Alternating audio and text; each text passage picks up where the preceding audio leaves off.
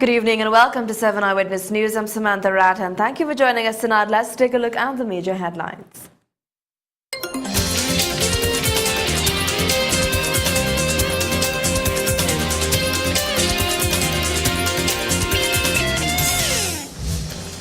Macoya residents were forced to evacuate their homes last night due to fear that it would collapse into a nearby river.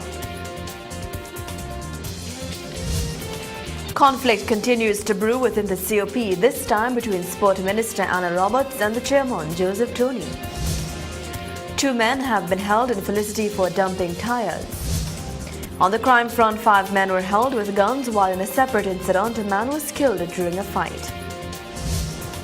And in business, the energy minister says he won't hide the truth. The energy sector is facing some serious challenges.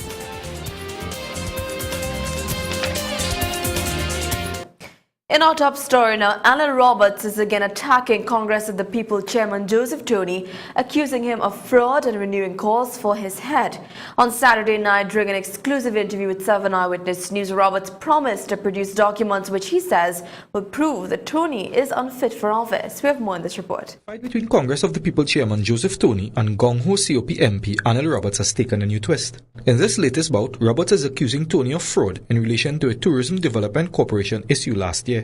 Roberts made the allegation on Saturday night during an exclusive interview with 7 Eyewitness News following the People's Partnership rally in Tobago.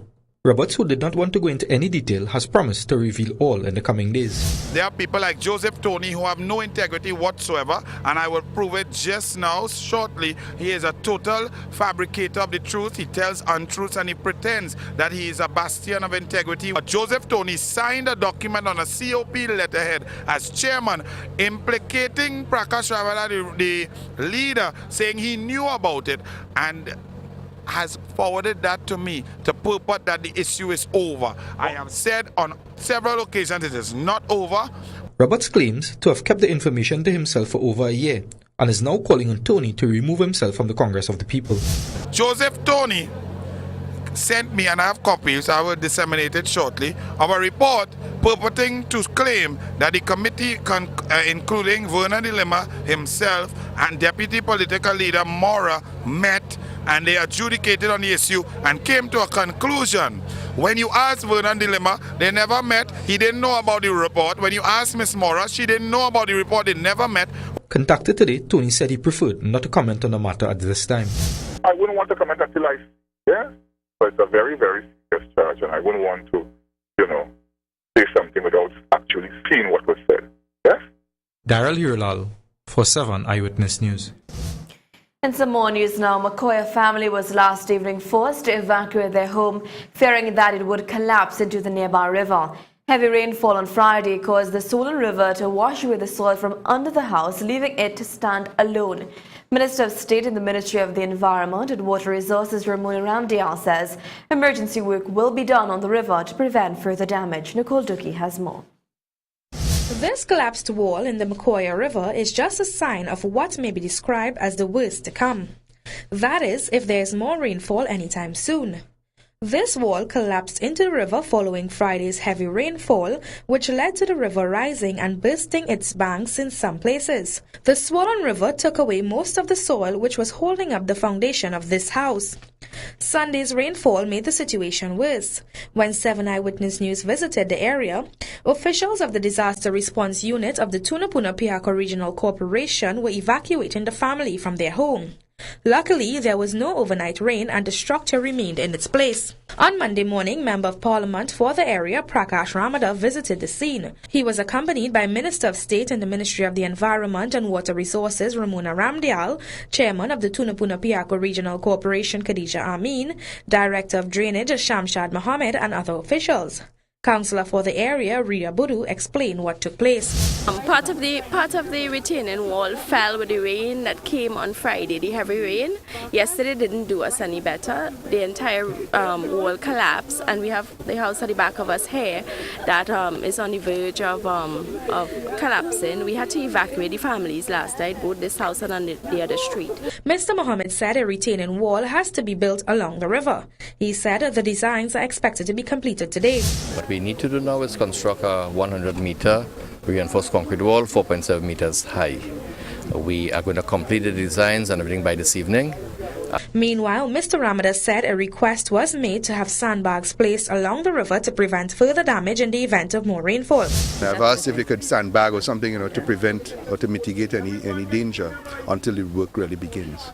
Minister Ramdial assured that work will be started from as early as Tuesday to construct the retaining wall. But we're going to be working very speedily under the ministry, and I want to assure the MP and the councillor and everyone in this area that we're going to start work this week on the retaining wall of the river to prevent further action.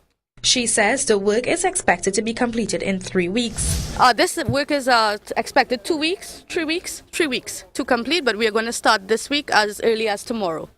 Reporting for 7 Eyewitness News, I am Nicole Dukey. Both the independent and opposition benches in the Senate are warning government on its fiscal policies. During his contribution, independent Senator Subhas Ram Kilawan warned about the dependence on oil and gas. He said government must balance its books and ensure proper economic management. In our planning and in our projections, we must be even more conservative. Just like any man running his family, or any woman running her family, or both running that family.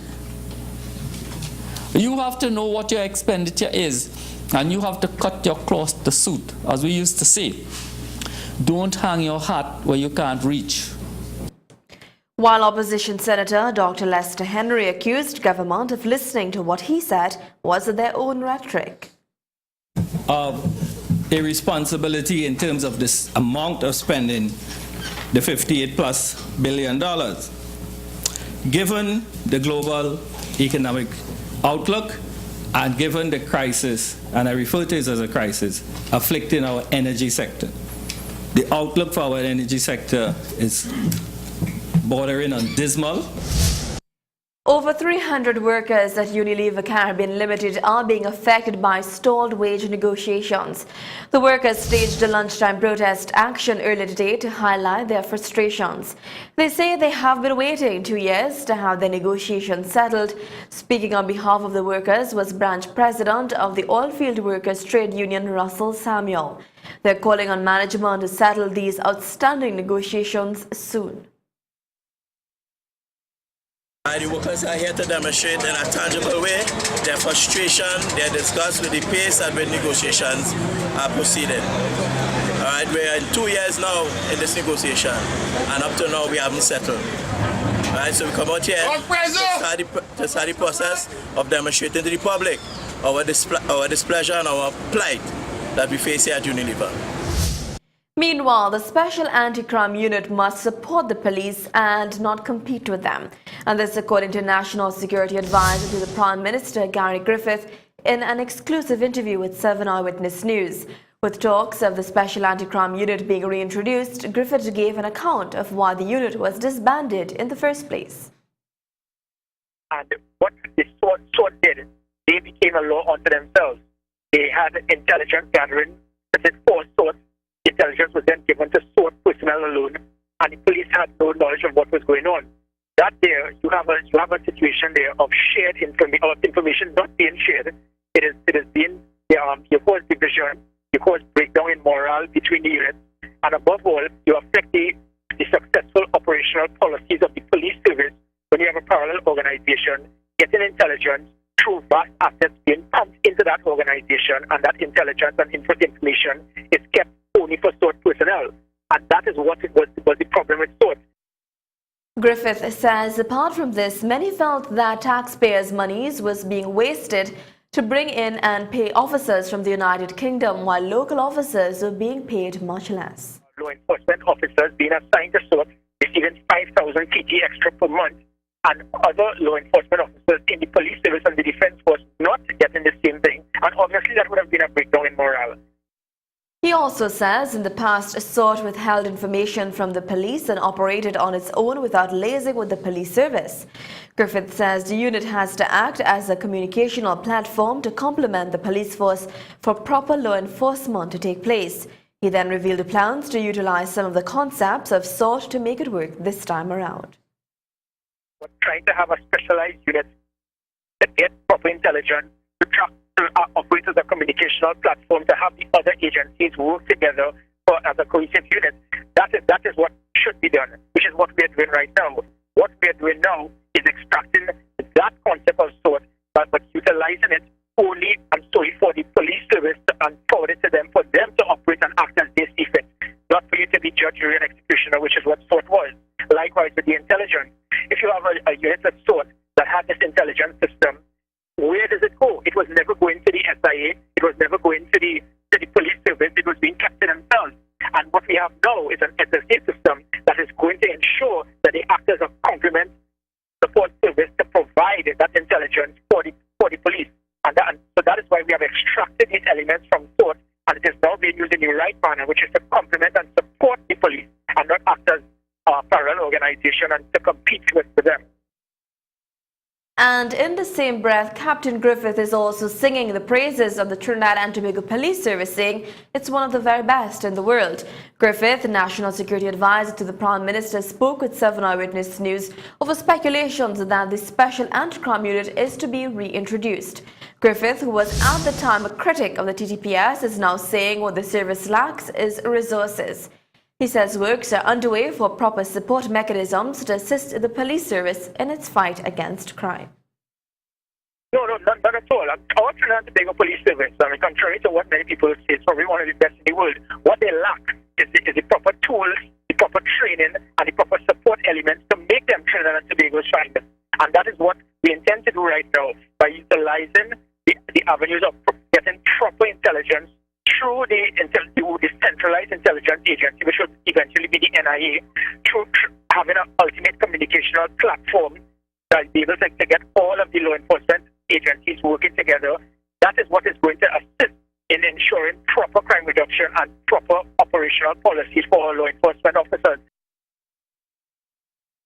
Griffith says all law enforcement agencies must work together for crime reduction to occur.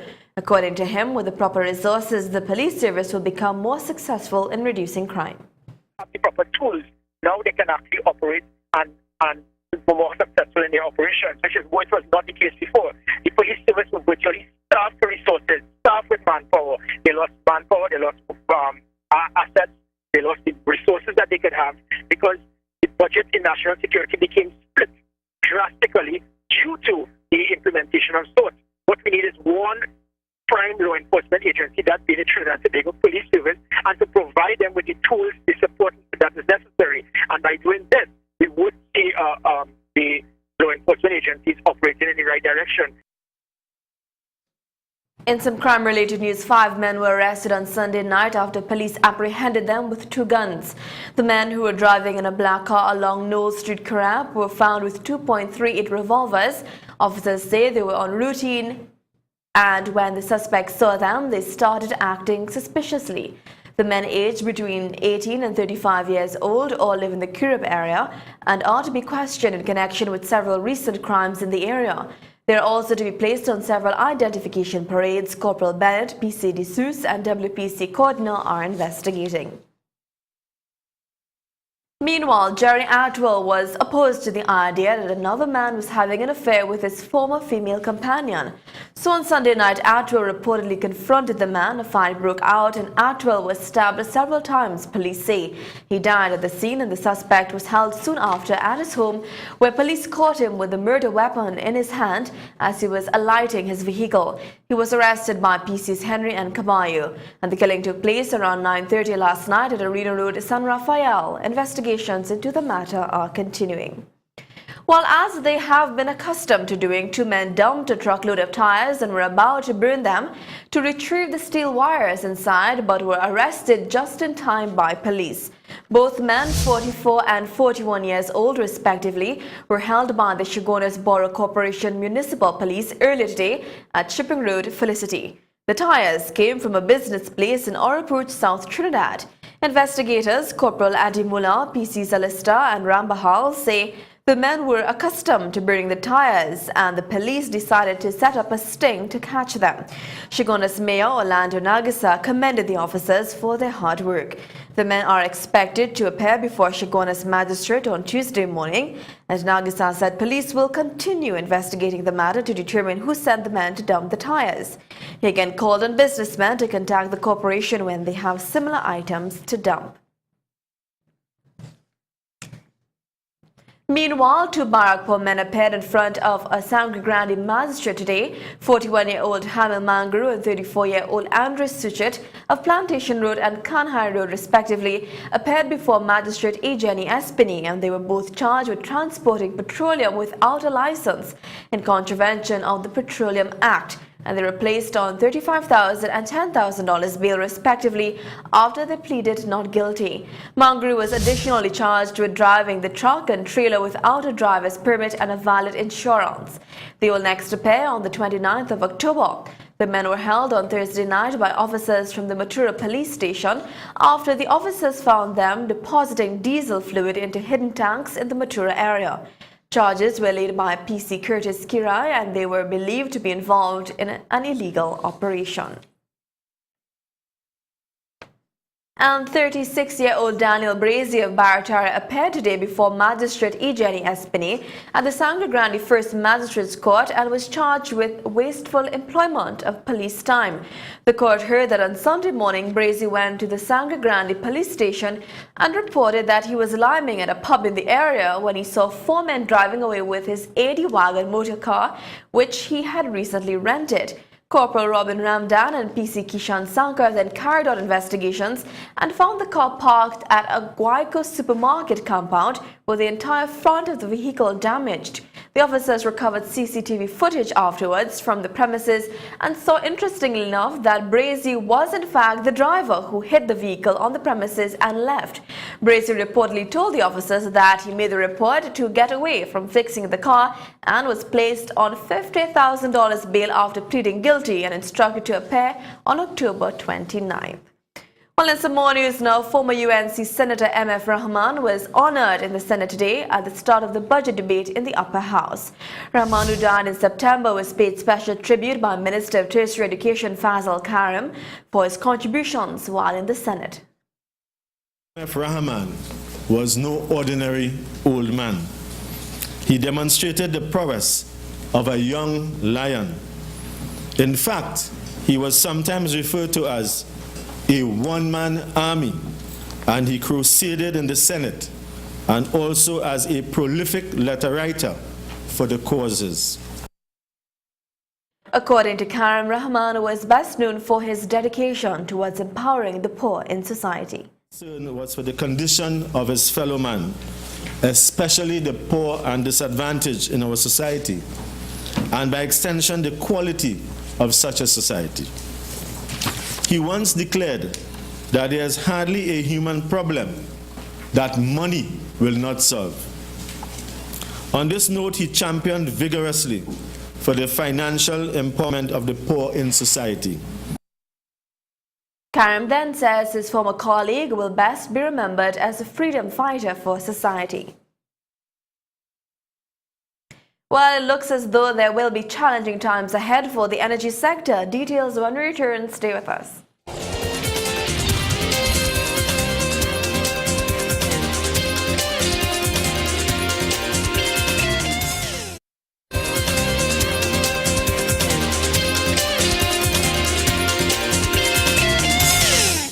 Welcome back to some more news now. There are no two ways about it, and there is no need to hide anything. The energy sector is facing some challenges, and this according to Energy Minister Kevin Ramnarine, who was speaking in Senate today during the post-budget debate. And it is a challenge that has to be met head-on, and it is a challenge for which no one person has all the answers. And I've been very fortunate as Minister of Energy to have expert advice. He then admitted that over the years, this country has lost millions of US dollars from the sale of LNG due to an efficient sales system. When that system was revised recently, the national gas company collected US $25 million from a cargo as opposed to US $4.3 million if it used the old model. Minister Ramnarine says the time has come to get more value from LNG. The incremental revenues lost to Trinidad and Tobago amounted to $120 million between 2009 and 2012. Remember, we had to give BP 1 year's notice, so we could not have started immediately in 2011. But what this story tells us as a country is that we have not gotten the value from the exportation, from the export of natural gas that we. He adds that while there has been a downward trend in the price of natural gas, the export of natural gas has been more diversified to profitable markets.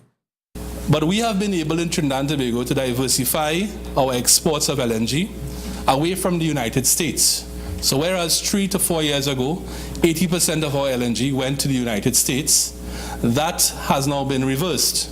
And 20% of our LNG now goes to the United States. Well, 16% goes to a market that we call the Americas, and that is the Dominican Republic, Canada, and Puerto Rico. 35%, Madam Vice President, the biggest share, goes to South America, and 14% goes to Asia, 1% goes to the Middle East, 14% goes to Europe. Meanwhile, First Citizens and the Home Mortgage Bank are expected to be enlisted on the stock exchange over the next fiscal year. And this announcement was made since the last budget back in 2011. But when the third budget rolled on, it became yet another budget promise that was not done. Speaking in Senate today during the post-budget debate, Finance Minister Larry Howai says he expects it will happen over this next fiscal year. Over the next fiscal year, government will take the appropriate steps to make the IPOs of First Citizens Bank Limited and the Trinidad and Tobago Mortgage Bank a reality. Subsequent to consultation with the line ministries and boards of directors responsible for First Citizens Bank Limited as well as the Trinidad and Tobago Mortgage Bank. The government will be collecting less monies in tax revenue over the next fiscal year. According to Finance Minister Larry Howai, the tax revenue has fallen by 2% to $41.1 billion, and he says tax revenue makes up 86% of government's revenue. On the other hand, non-tax revenue is expected to register an increase of 24.6% to $6.4 billion, contributing to the overall increase in total revenue of 0.4%. We propose to strengthen revenue generation over the next 3 years through various reform measures. These include reviewing our current tax system, the reintroduction of land and building taxes, and a more efficient targeted allocation of resources for fuel subsidies. He says the plan over the next year is to create an environment that will be attractive for investors and one which will be competitive. Several steps, he says, will have to be taken, including increasing the production of oil and gas. Overall, these measures are expected to result in increased revenues to the government, to strengthen this country's energy supply, and promote sustained development of the sector and the country. The Finance Minister says all of these plans will not work unless the issue of crime is addressed. Put into this effort have been significant, with $5.5 billion being allocated in the coming fiscal year, up from $5.2 billion in fiscal 2012. Our approach has been different to past administrations in that we recognize that we need to be more strategic in our intervention and cannot simply throw money at a crime problem, hoping that it fades away. It is because of this that we have identified a number of strategic interventions, including our Life Sport and Hoop for Life programs, as well as several other initiatives to ensure that our expenditures in the Ministry of National Security on manpower and material are effective. We'll now look at news in sport. George Bavell III has picked up 2 gold medals consecutively over the weekend in the FINA Arena Swimming World Cup in Sweden. Bavell won gold in the men's 50 meters freestyle event in 20.62 seconds yesterday. The Trinidad and Tobago swimmer also earned gold on Saturday when capturing the 100-meter individual medley title in a national record time of 51.56 seconds. The 7-time World Championship finalist tweeted on Saturday, "Gold in the 50-meter freestyle tonight at the FINA World Cup. New lifetime best and national record finally broke the silver streak," end quote. Bavell has now picked up 6 medals in 3 World Cup meets, having netted silver in both the 50 free and 100 individual in Dubai, United Arab Emirates, and Doha, Qatar. The FINA World Cup is a global circuit of two-day meets, all swum and short course 25-meter pools. The fourth leg will be held in Moscow, Russia on Wednesday and Thursday. Meanwhile, former New Zealand captain Martin Crewe has been diagnosed with cancer. The 50-year-old was tested with lymphoma, cancer of the immune system. Crewe played 77 tests, including 16 as captain and 143 one-day internationals for New Zealand between 1982 and 1995. His manager Louise Henderson said that, quote, "The diagnosis is very new. The family is still in shock and dealing with the understanding that life as they know it for the unforeseeable future is different," end quote. She added that they now have a number of issues to confront over the next couple of weeks. Crewe and elder brother Jeff, who also captained the Kiwis at test level, are cousins of Hollywood actor Russell Crowe. Crewe, a powerful right-handed batsman, scored 5,444 test runs and almost 20,000 runs in first-class cricket. Former Manchester United teammate Gary Neville has come out saying that Wayne Rooney can still improve as a player. Friday is the 10th anniversary of Rooney scoring Everton's winner against Arsenal as a 16-year-old, a strike that made him the youngest player to score in the Premier League at that time. Neville says that, quote, "We need to see Wayne Rooney improve and he needs to see himself improve," end quote. Neville, now an England coach, added, "He's a wonderful player, one that is at his best when he's like the street kid, fighting for every ball, taking every free kick, every throw-in, tackling and heading, fighting to win." The former England right-back also pointed to the examples that Rooney can learn from in the Old Trafford dressing room if the 26-year-old is to further his game. The coach said that Paul Scholes and Ryan Giggs have adapted their game and as a result won 8 Premier League titles, 3 FA Cups and the Champions League with United. He adds that Rooney has to adapt but believes that over the next 10 years, Rooney can become a player who is thought of in the same way as the other 2 players. Well, on that note, we've come to the end of tonight's newscast. I'm Samantha Rattan, wishing you a very safe and blessed night. On behalf of all of us here at WIN Communications.